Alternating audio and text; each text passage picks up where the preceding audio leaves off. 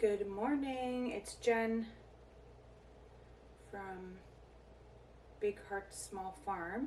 So one of my tasks I have this morning is cooking raw dog food. So we have a dog, his name's Lion, you may have seen him a few times.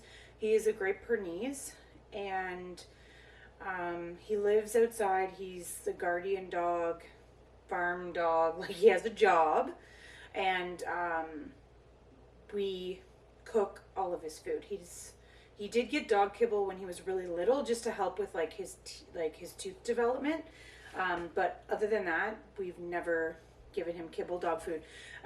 Aside from, let's say we go away and someone is watching him, we'll cook as much as we can, and then when he runs out, we have a bag of kibble there for him. But his diet is raw dog food. So I'm going to show you how to make it, and it will save you so much money.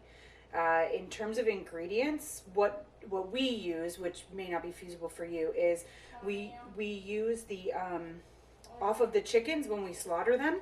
We have kind of like this extra skin, and then sometimes we don't use the liver sometimes.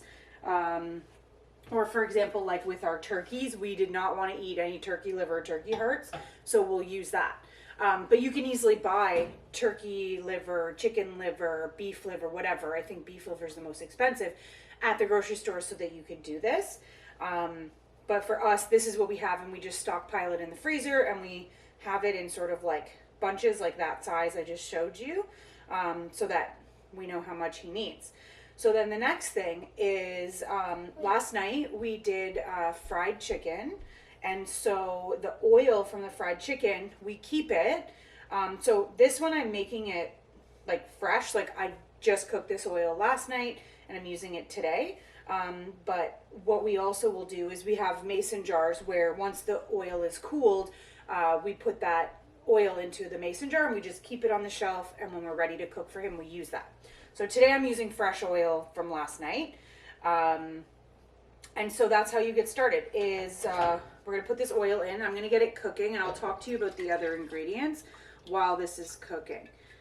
So I use a fairly large pot. We typically cook for him once a week. It really depends on, how much time you have, like what you're able to do.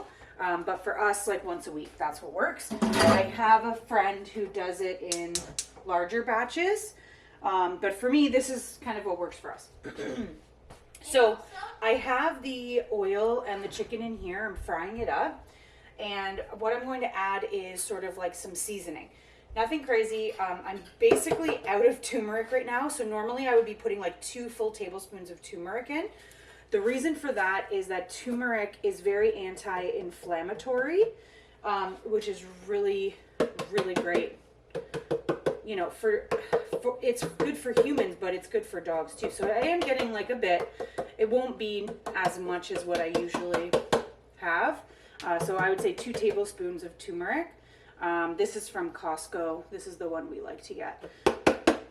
So the turmeric, and then we use Himalayan salt, like the pink salt. Again, you can get it at Costco.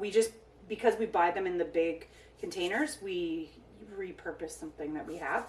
And so I'm just going to add this in because you do need to add flavor. You don't want it to just be, fried chicken skin or fried chicken liver, right? It's not going to be great.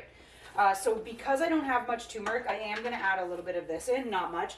It's just a little bit of Maggi seasoning. It's kind of like has a chicken flavor. So I'm just going to get that frying. And then the other thing that I have left over from last night is a bit of gravy that I made. So I'm going to keep that aside, and once this has fried up and we start cooking it down, then I'll add in the gravy. So it's kind of like things that are safe for dogs to eat, right? So gravy is fine, chicken is fine, turmeric, salt, a bit of seasoning is fine. Anything with tomatoes is bad for them. So don't do anything with tomatoes. So like, let's say if it was like a spaghetti sauce, I wouldn't use that to cook his food. And also dogs are allergic to grapes, raisins, which are grapes, and... Go over in front of the camera and tell them, honey. Dogs are allergic to onions, grapes, and definitely chocolate. And what was the other thing I had? Tomatoes. Tomatoes. That's 4 things. So you don't use onions if you're cooking for your dog, or don't get onions that include in dog kibble. Okay, so this is just an example of how we store the oil, and then we just use that up. And it's nice too, like you'll see in the bottom there's kind of like some chunks, because it's usually from, let's say, like fried chicken, and so there's like that bit of flavor in the oil as well, right? So it adds to it. And then what we use to make like the bulk of the food is cornmeal. So you can get this bag. I mean, it depends on where you are, but I paid $3 for this. And this will give us, I would say, I don't want to exaggerate, safely I could say this would give us 3 weeks of food. So you're looking at $3, 3 weeks of food. Okay, sure, you have your cost of the chicken each week and then your little bit of seasoning. But I mean, when we were buying dog kibble for him, like we were buying the Nutriam or something like that. Anyway, it was like $70 a bag. And that, especially for a Great Pyrenees who weighs, how much does Lion weigh, Gwen? 170 Like around 125 pounds. It's a lot of food that you're going to be feeding him. And personal opinion is that even if you're buying that, like the most expensive one, it's never going to be as good as natural food, like chicken liver, chicken skin, fried in some coconut oil or olive oil with turmeric and salt. That's what dogs actually like. And also the cornmeal will help if your dog has like fleas and stuff. Oh, that's a really good point, Gwen. And also when it's really scratchy and the skin's like super dry and it has an allergic reaction or something, it just has to eat the cornmeal, and then like in a couple of hours it'll be better. Yeah, that's a good point, Gwen. So the other thing that's great about this is we have never had any issues with Lion's skin. Other than when his toenail. Well, his dew claw grew too long. But that's not anything to do with like what he's eating. That's just nature, right?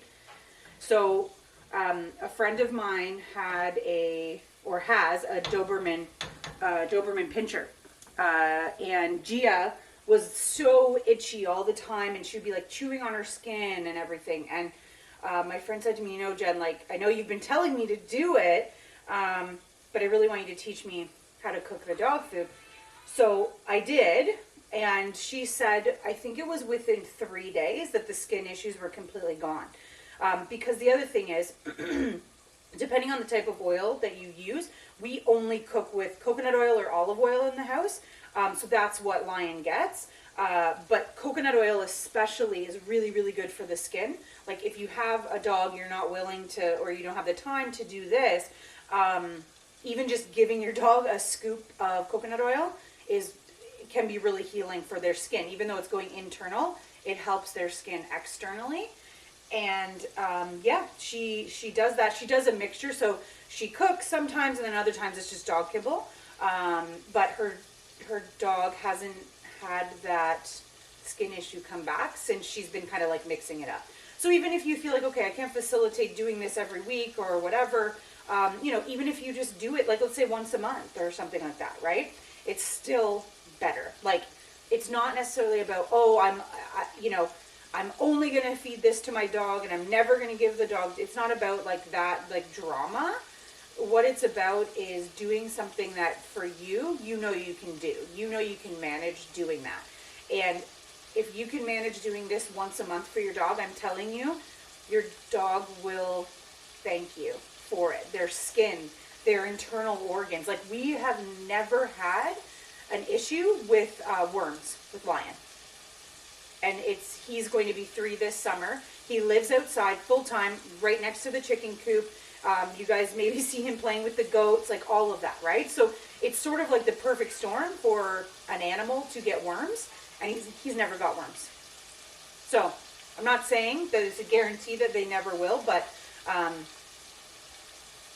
it hasn't happened to us in almost 3 years. Okay, so the other thing to think about here is if you want to change things up for your dog's food, sometimes what will happen with Lion is Lion will kind of get sick of just like the cornmeal and the chicken, so we kind of have to mix it up. Like every, I don't know, probably like once a quarter we mix it up. So what you can do is you can add in, let's say, like pumpkin, or you know, you could put in sweet potato, something like that, just to give it a bit of a different flavor. Because we have had that happen with Lion, where he's like, oh no, I'm tired of this, like I'm tired of this. So we switch it up every so often, and then he's fine. He goes back and we can just do the normal thing again. But the pumpkin also is really, really healthy for dogs too. And you could just buy the cans. Like the reason I don't do it more often is the cans are really expensive. I don't remember them being that expensive when I was a kid, but it's like $6 for a can, and you can only use that in, like, let's say 2 pots of food. So to me, it's kind of like, well, yeah, as a special treat, sure, but to say I'm going to do that every week, no, I can't afford that. So this is frying up nicely. So what I'm going to do next, because we also, you know, we're going to be boiling this too, I'm going to get some hot water. I'm going to add the hot water here.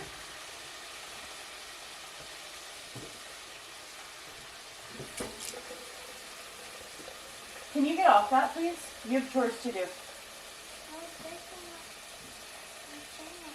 Gwen, you have chores to do, okay? Chicken.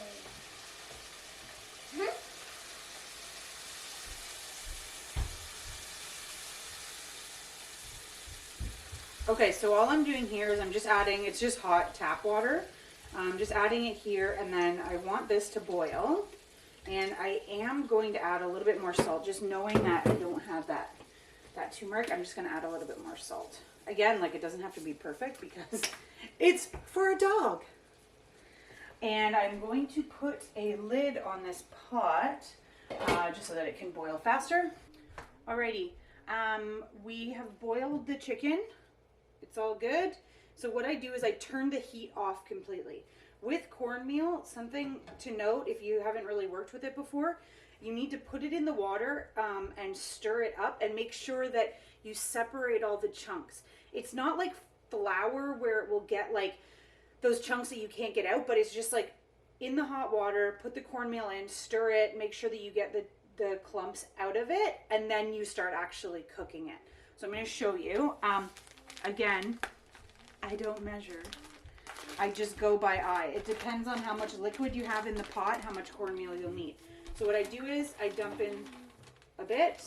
I take my spoon, and actually this is the gravy, the chicken gravy from last night that I was mentioning. So this will add some extra flavor for Lion for his dinner.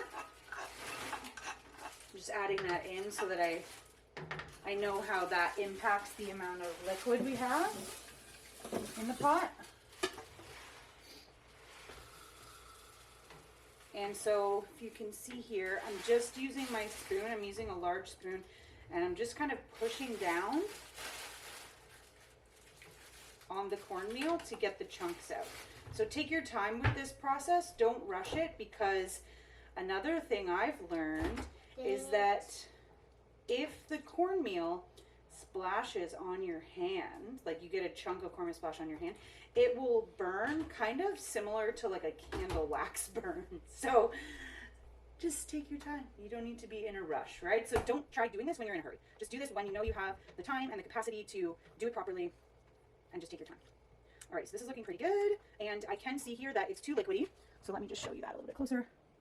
It is too liquidy. It needs more cornmeal, because we don't want it to be cornmeal soup. We want it to be food, right? So let's add some more. That should do it, that amount. Again, just slowly. And guess what? You know the great thing about this? If you put too much cornmeal in, it's okay. You just put more water in. That's all. Isn't that lovely? Over. Oh, yeah. Over the nice. Cool. Oh, okay. Got it. Oh, is that? Okay, so you're good. Alrighty, so we've got the right texture now, but the cornmeal itself actually needs to cook similar to flour. You don't need... When you're in town, can you get some milk? Yes, absolutely. Okay. So we've got the right texture now, guys. See here, it is still a little bit oily, but what will happen is the cornmeal will be absorbing some of that oil. So we're just going to cover it and then put our heat on low and let it cook. And that's that. After you're done, a couple of ways you can store it. What we do is we use a large Tupperware container. Actually, I have it right here. This has a lid. So usually this pot will fill this up plus another like medium-sized container. And then we store it in the fridge. We've tried other things, like we used to just like keep it in the pot, but then the pot gets like the cornmeal dries on the side, and then it makes it really, really hard to wash. And so what I find is it's much better you just cook it in the containers, and then it's my son's chore to feed Lion twice a day. So this is a lot easier for him to work with as well, right? So just depending on how your life is set up, do whatever works for you, but that's what works for us. And we keep it in the fridge. You want it to cool down, of course, before you put it in the fridge. That usually takes, probably like 5-6 hours if you cool it on the stovetop. It's winter right now, so you can also use your free refrigerator that's outside, so that's cool. But yeah, I hope you enjoy this. I hope that your dog enjoys it. If your dog is struggling with, any like skin or health problems, I hope that this can help. I'm not a veterinarian. I guess I should have said that at the beginning, but I'm not a veterinarian. It's just, this is what my husband taught me. This is how you feed your dog in Jamaica, because, I mean, to be honest, we were just there, and maybe there is dog food like in the supermarket, but I mean, not like here where you have a whole entire store dedicated just to dog food. So this is what he grew up cooking for